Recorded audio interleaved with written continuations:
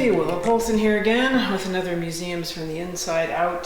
Today I'm going to be excitingly mopping the floor, and then some other random tasks of the week. And then a little later on I'll show you a little more about the mystery of the weird lizard on a piece of wood that we found in a previous episode. Spoilers, it isn't a mystery, it just exists. We still don't know why it exists. It just does. So anyway, here we go. Just trying to get some of this dust out. I don't know when last time was this floor was wet mopped. It just gets so dusty in here.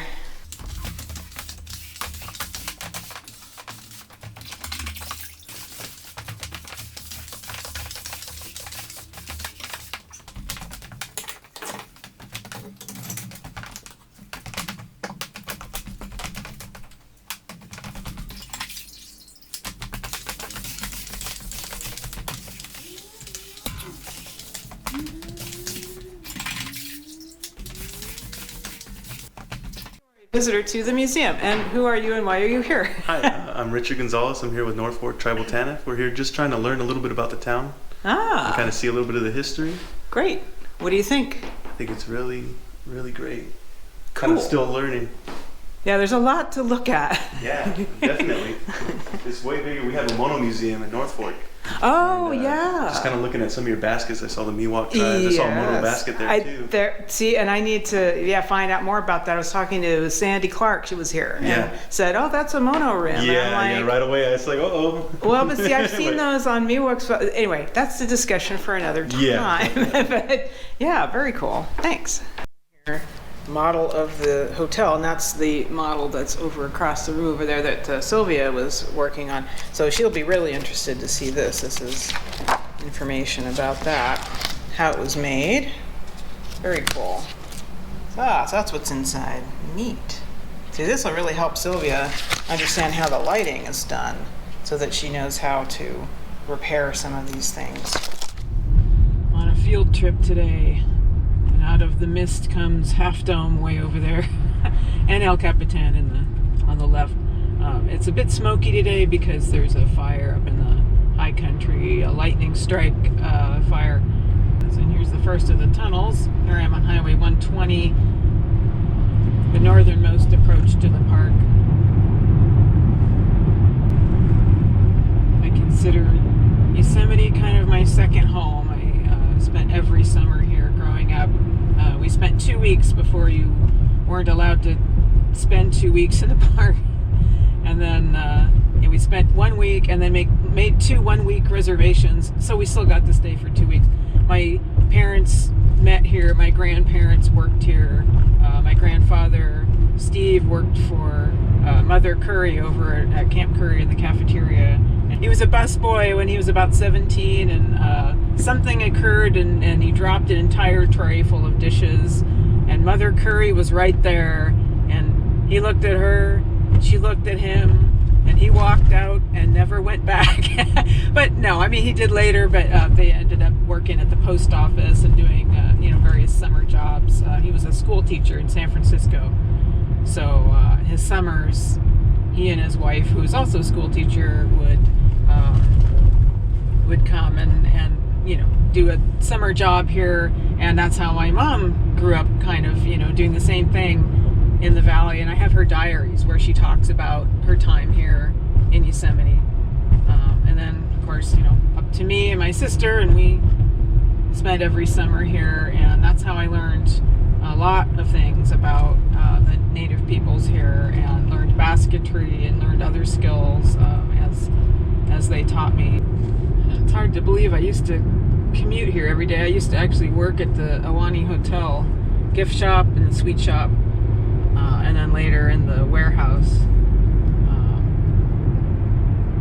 But yeah, it just seems so far away now, but yeah, this used to be my daily commute, if you can believe it.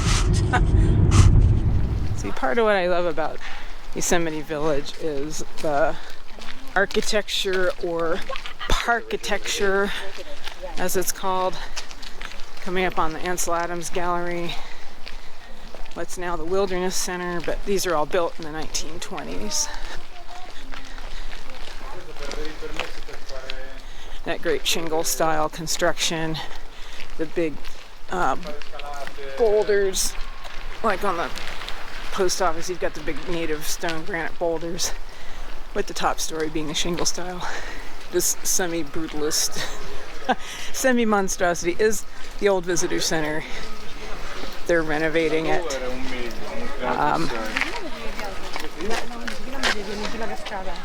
You know, they tried.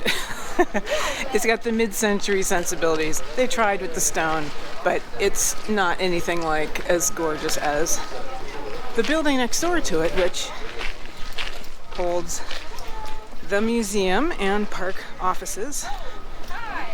Back to the lovely 1920s parkitecture. And Yosemite is one of the first places to have this type of national park architecture too. You see it also at Grand Canyon, a few other places, but Yosemite is really known for this type of great 20s construction. Now, in we go. That's 1920s doors, right? I mean, they don't make doors like this anymore, and they should, because they're great.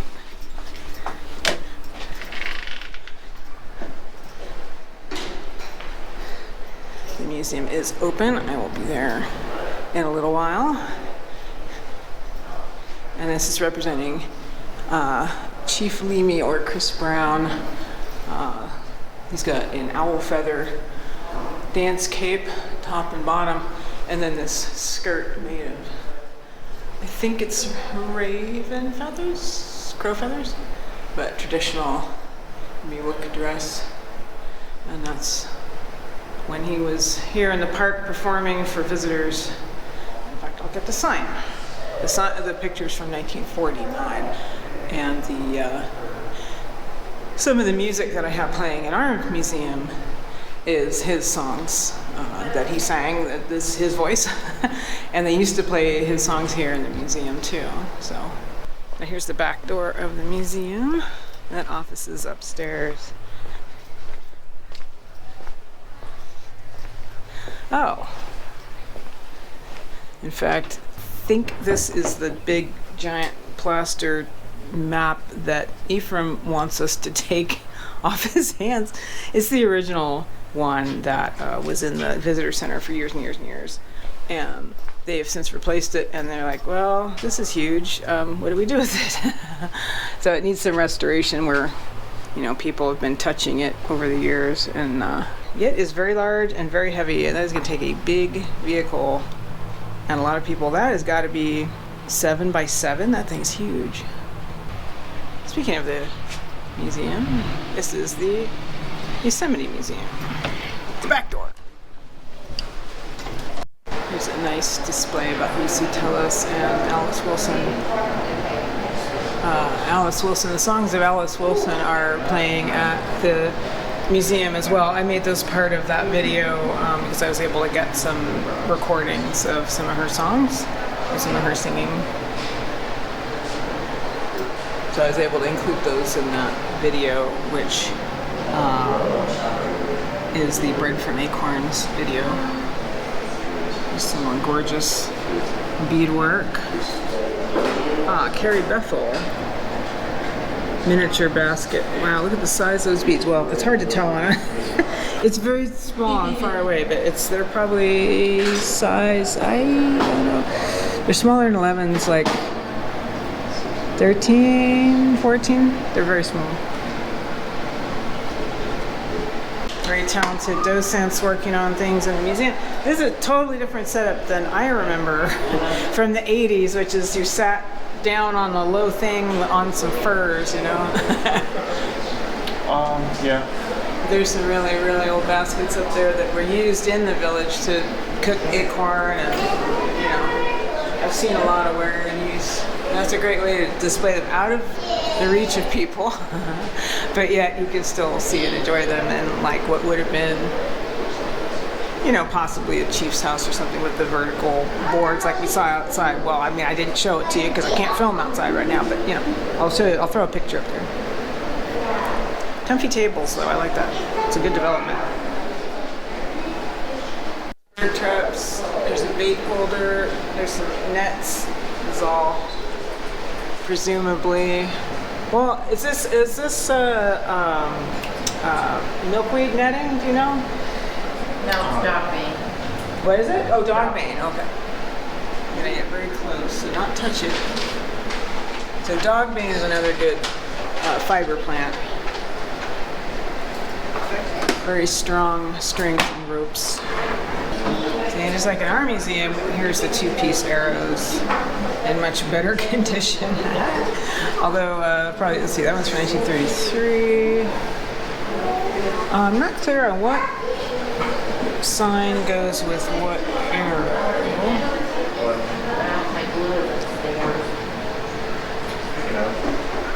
But that's that two-piece arrow, like we've got. The head detaches so that you can replace the point and not have to redo the entire shaft. So it only lose it, and then the arrow can stay inside the animal and presumably, continue to injure it.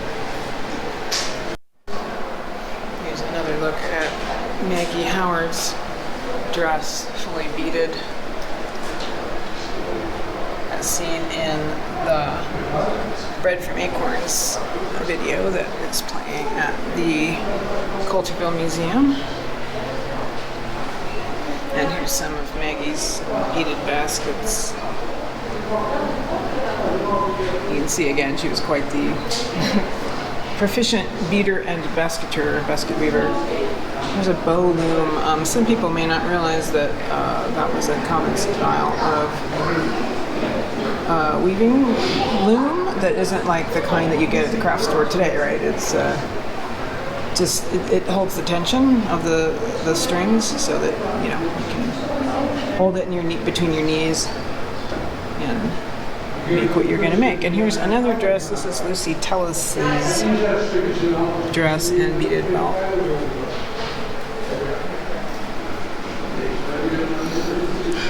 It says Lucy Tellis made this buckskin Indian-style dress to wear, which she demonstrated at the Golden Gate International Exposition in 1939, and then later wore it while working at the museum.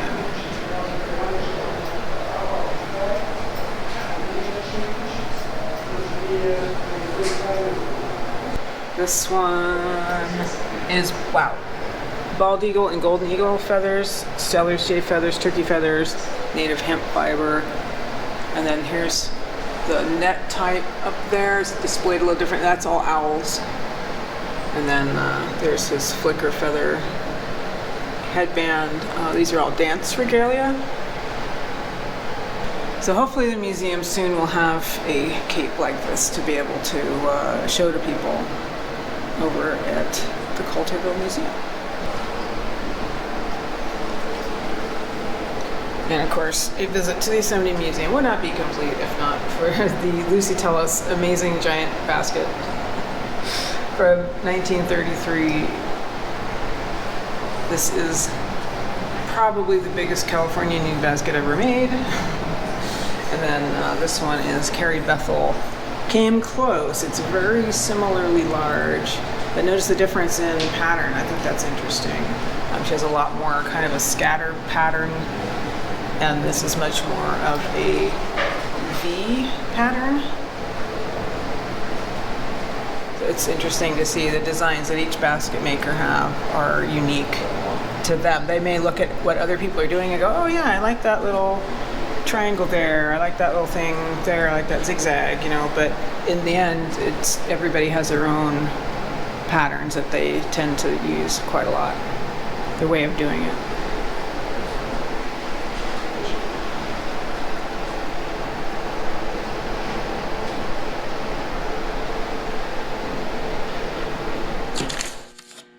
And here's the non-answer answer. There's just nothing actually special about this thing. And it's in two parts. That's what's hilarious. Catalog 9023. So the year we got it was 1990. It's batch 23, item 73, A and B. The lizard and the piece of wood get their own separate items. Why? Who knows? It was a gift. That's lovely. We don't know why it Yeah. So I'm going to propose that we deassess this. So if we do deassess this, which I suspect we will be doing, and you would like to actually buy that weird specimen of a dried lizard on a piece of driftwood, please reply in the comments, let me know, and I will be happy to sell this thing to you and make a little bit of money for the benefit of the museum. Morticia Adams, are you out there? Would you like a dried lizard? Thank you. Well, that's it for another Museums from the Inside Out. Thanks for joining me. Like, subscribe, share, and all that good stuff. And we'll see you next time. See what trouble we can get into in the mysterious places of the Northern Mariposa County History Center. Thanks. Bye.